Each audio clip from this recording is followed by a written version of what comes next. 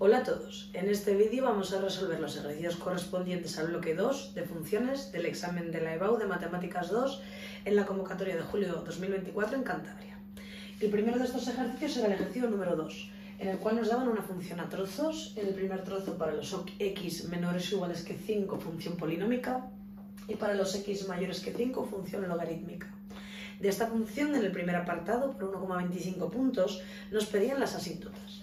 Bueno, para estudiar las asíntotas, lo primero que vamos a hacer es estudiar el dominio. Entonces, ¿qué vemos aquí? Vemos que esta función que vemos aquí, su dominio en el primer tramo es todos los números reales, ¿vale? Vamos a llamarla g de x. G de x, x cubo menos 10x cuadrado más 25x. El dominio de g de x es todos los números reales. Eso quiere decir que en el trozo en el que está definida, que es para los menores o iguales que 5, esta función no presenta ningún punto que no esté en el dominio. Por tanto, esta función no va a tener asíntotas verticales.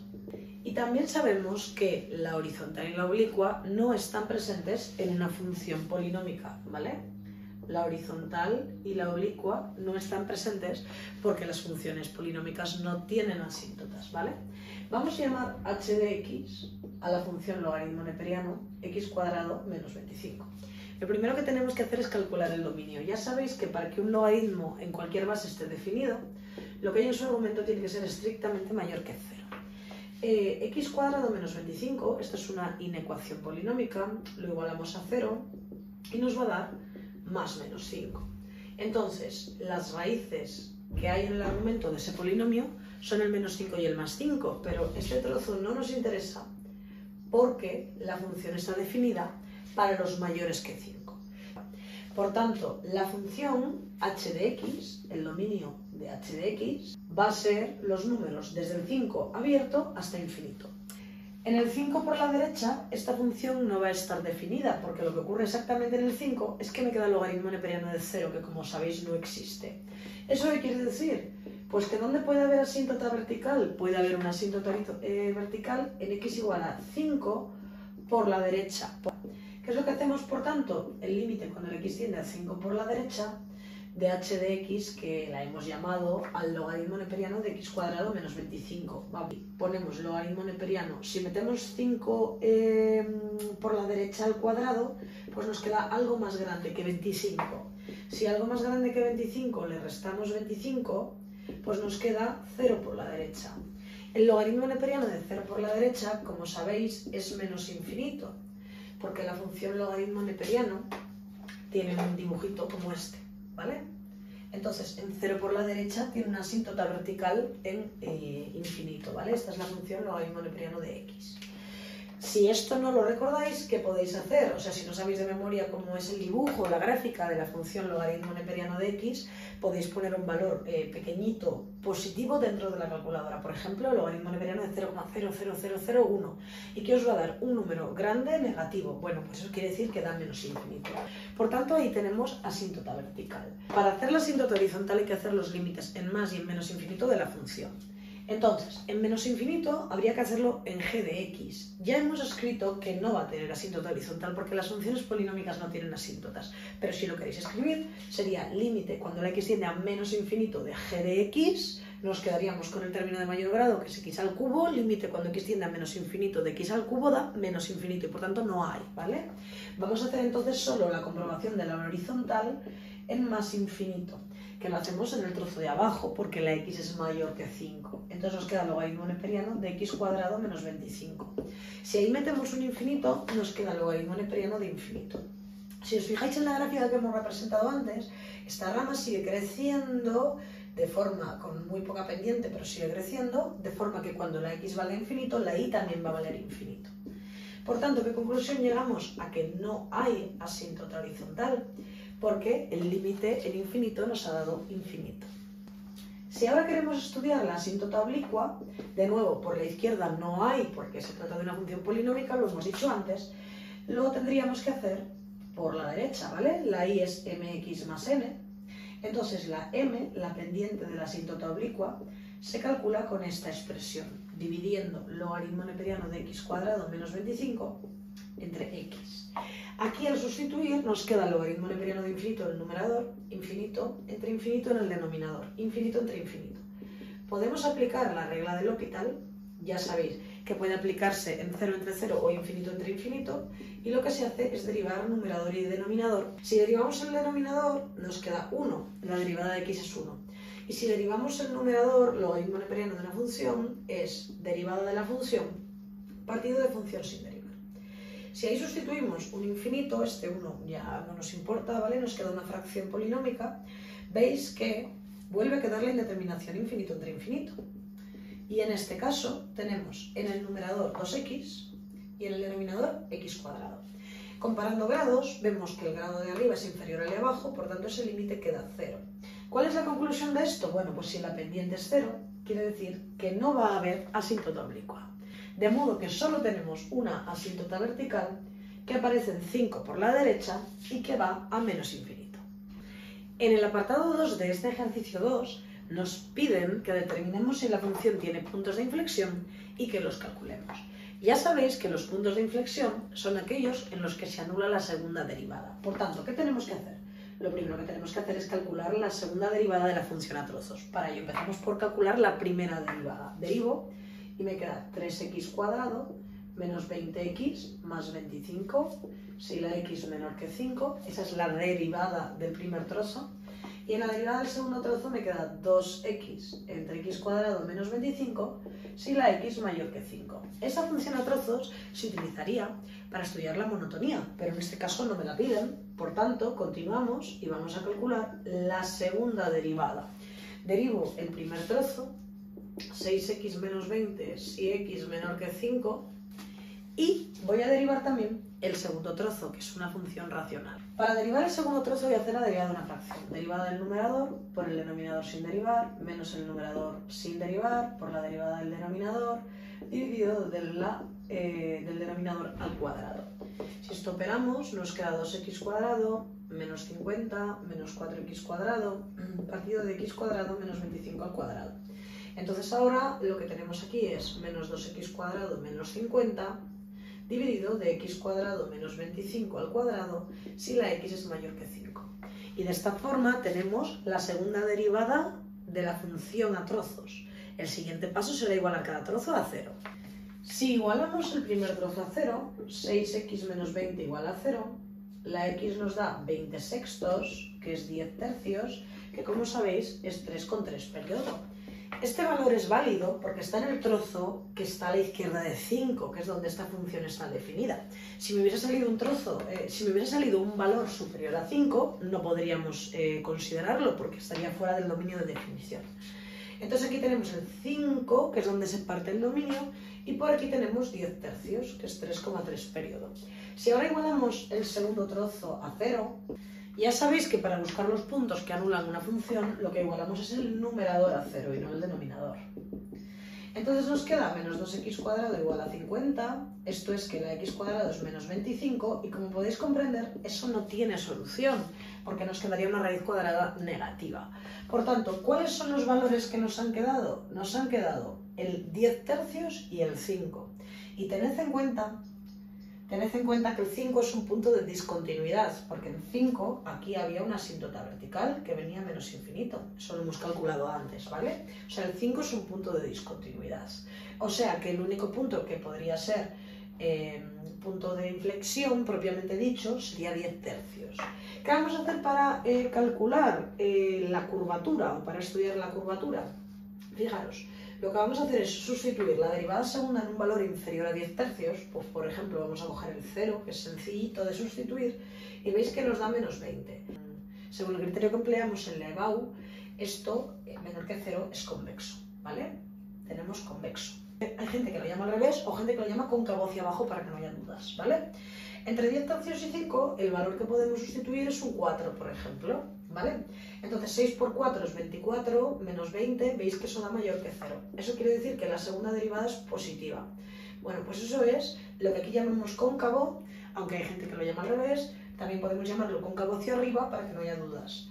A la derecha del 5, por ejemplo el 6, si sustituimos aquí dentro, si os dais cuenta, lo de arriba siempre es negativo porque es menos algo al cuadrado menos 50, negativo, y lo de abajo siempre positivo porque va al cuadrado. Por tanto, siempre nos va a quedar aquí que la segunda derivada es negativa y que por tanto es convexo. En caso de que nos pidieran los intervalos de concavidad y convexidad, que no nos lo piden, por tanto esto no es obligatorio escribirlo, pero lo vamos a escribir aquí, ¿vale? ¿Cóncavo dónde es? Pues es cóncavo de 10 tercios a 5, ¿vale? ¿Y dónde es convexo? Llamando a esto cóncavo y a esto convexo. ¿Dónde es convexo? Pues convexo es de menos infinito a 10 tercios, unión de 5 a infinito. ¿Dónde presenta un punto de inflexión? Bueno, pues presenta un punto de inflexión en 10 tercios y su i, esto es realmente lo que me pide el ejercicio, ¿vale? Esta parte no había que hacerla, pero bueno, la tenemos aquí. ¿Cómo sacamos el punto de inflexión? Sustituyendo 10 tercios en la función. ¿Dónde hay que sustituir los 10 tercios? Aquí, ¿vale? O sea, sería 10 tercios al cubo menos 10 por 10 tercios al cuadrado más 25 por 10 tercios, porque estamos en el primer trozo en la función.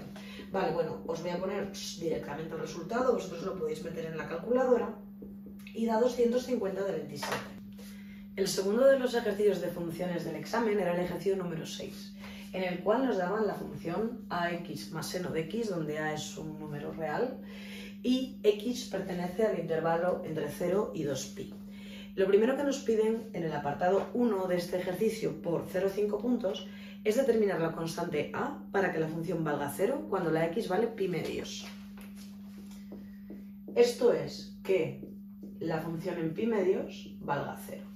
Por tanto, lo que vamos a hacer va a ser sustituir pi medios en las x. A por pi medios más seno de pi medios. Bueno, ¿cuánto vale el seno de pi medios? Si consideramos la circunferencia goniométrica, 0 radianes, porque pi medios estamos utilizando radianes como unidad angular, aquí tenemos pi radianes y aquí tenemos pi medios radianes, que es 90 grados. Fijaros, el seno de pi medios, el seno era la vertical en la circunferencia goniométrica, por tanto vale 1. También lo podéis hacer con la calculadora en radianes. Por tanto, esto es pi medios por a más 1 es igual a 0. Por tanto, para despejar la a, nos va a quedar menos 1 por 2 y entre pi. Esto es que la a vale menos 2 dividido de pi. Y este es el valor que hace que la función en pi medios nos dé como resultado 0. En el apartado 2 del ejercicio nos pedía que calculemos los intervalos de crecimiento y decrecimiento para el valor de a calculado. Entonces, cogemos y vamos a escribir la función sustituyendo en la a el valor que hemos obtenido. Para obtener los intervalos de crecimiento y decrecimiento, como nos piden, lo que hay que hacer es calcular la primera derivada. Bueno, para empezar, el dominio de esta función nos han dicho que va de 0 a 2pi, porque la x está incluida entre 0 y 2pi, y tanto en un polinomio como en un seno y coseno podemos poner cualquiera de esos valores, ¿vale? Entonces, sacamos la derivada. La derivada de menos 2pi, menos 2 entre pi por x es menos 2 entre pi, y la derivada de seno es coseno. Igualamos a 0 y lo que hacemos es despejar coseno de x es igual a 2 entre pi. Por tanto, ¿quién sería la x? El arco coseno de 2 entre pi, ¿vale? Que lo podéis dejar así o lo podéis calcular. Si lo calculáis, veis que da 0,881 radianes, que es lo mismo aproximadamente que 50,46 grados. Vale, ¿qué vamos a hacer? Vamos a representar el trozo de la recta real que nos interesa, que es entre 0 y 2pi, ¿vale? Porque ese es el dominio que tiene la función. Y vamos a ver que el arco coseno de 2 entre pi es 50,46 grados, pero no es la única solución de esa ecuación. Porque si os dais cuenta, si aquí representamos 50 grados, si recordáis, en la circunferencia goniométrica, el coseno es la proyección horizontal. Este es el coseno, ¿vale? Entonces, el ángulo 2pi, este ángulo de aquí, es 0,881 radianes o 50,46 grados. El ángulo que nos queda aquí, que es igual a 2pi menos 0,881 radianes, si lo expresamos en radianes, o 360 grados menos 50,46 grados, si lo expresamos en grados sexagesimales, ese ángulo que queda ahí tiene el mismo coseno y también está comprendido entre 0 y 2pi. Por tanto, también va a ser uno de los puntos críticos que tenemos que considerar. Entonces, ¿qué dos soluciones tenemos? Tenemos el arco coseno de 2 entre pi y tenemos el ángulo opuesto, que es 2pi menos el arco coseno de 2 entre pi. Podemos dejarlo así en función de arco coseno de 2 entre pi, ya que dan números decimales un poco feos, o podemos expresarlo con decimales en radianes, ¿vale? Entonces vamos a pintar esos dos valores en la recta real y tenemos, yo aquí lo voy a poner con decimales, ¿vale? Tenemos 0,881 radianes, que es la primera raíz que nos ha salido, y la otra, que es 2pi menos 0,881, resulta que nos da 5,402 radianes, ¿vale? Entonces, ¿qué hay que hacer ahora? Hay que comprobar cuál es el signo de la primera derivada en esos tres intervalos de la recta real para ver si la función está creciendo o decreciendo. ¿Cómo hacemos esto? Cogemos la primera derivada y sustituimos un valor entre 0 y 0,8. Bueno, pues el valor que podemos sustituir es pi cuartos, porque fijaros, pi cuartos es 45 grados y 45 grados es más pequeño que 50,46. Entonces, si sustituimos pi cuartos, que es lo mismo que 45 grados, vamos a tener menos 2 entre pi más el coseno de pi cuartos, ¿vale? O sea, menos 2 entre pi, el coseno de 45 grados, como sabéis, es raíz de 2 partido de 2. Bueno, pues si eso lo hacéis, da positivo. Da positivo. ¿Eso qué quiere decir? Que en este trocito de aquí la función está creciendo. Si ahora hacemos lo mismo entre 0,8 y 5,4, fijaros, ¿qué ángulo está entre ambos? Pues pi radianes. Si hacemos la derivada en pi radianes, tenemos menos 2 entre pi más coseno de pi. ¿Cuál es el coseno de pi?